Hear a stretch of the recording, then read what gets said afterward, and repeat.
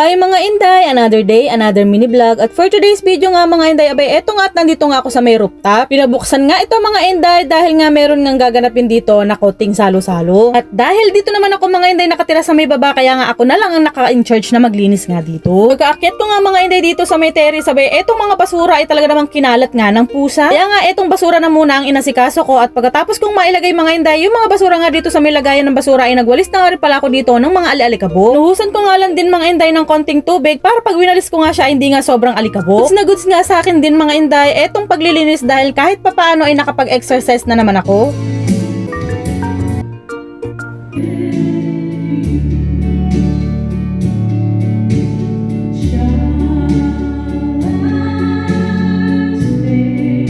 Katapos ko nga pala mga Inday na maglinis nga dito sa may rooftop ay maya-maya lang ay dumating na rin pala itong inarkila nga nilang video okay.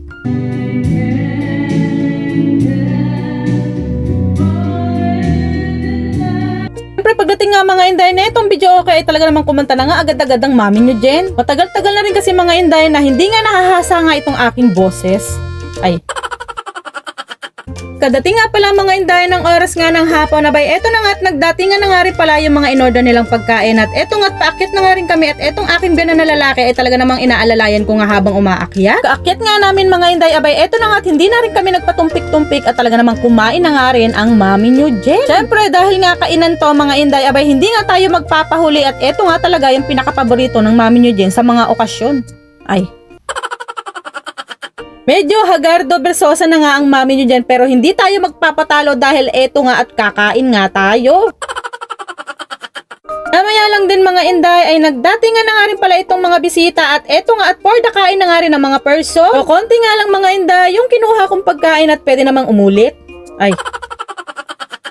At kung napapansin nyo naman mga Inday na ang mga kasama ko lagi sa aking mga mini vlogs ay puro nga sa side ng Honeycomb My Love So Sweet in the Heaven and the Sky, at kahit nga hindi nyo tinatanong ay i-share ko nga pa rin sa inyo.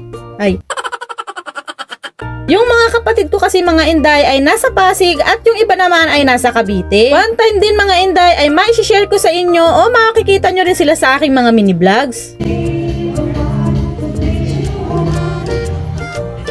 Ito nga mga Inday at medyo gabi-gabi na nga nito, at talaga naman nagkantahan na nga at nagkasiyahan na nga ang mga person.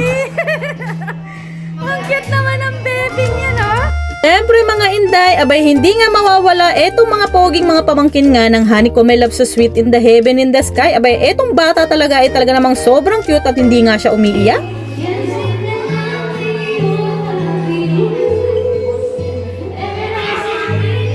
Ay, etong aming pamangkin ay talaga namang pwedeng-pwede nga naming isabak sa tawag ng tanghalan dahil napakaganda nga talaga ng boses ng batang ito. So, ayun na nga mga Inday, kung nagustuhan mo nga itong video, palike, pa-share na nga lang pala. Salamat sa panonood. God bless!